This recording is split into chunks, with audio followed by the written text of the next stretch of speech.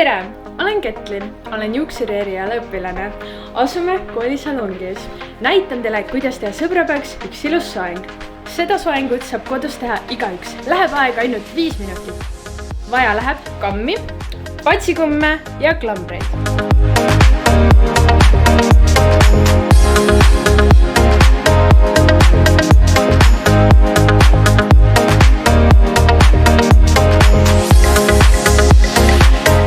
See tegevus on väga lihtne. Tuleb teha tagurpidi punapats ja siis järjest samm-sammud välja tõmmata saate.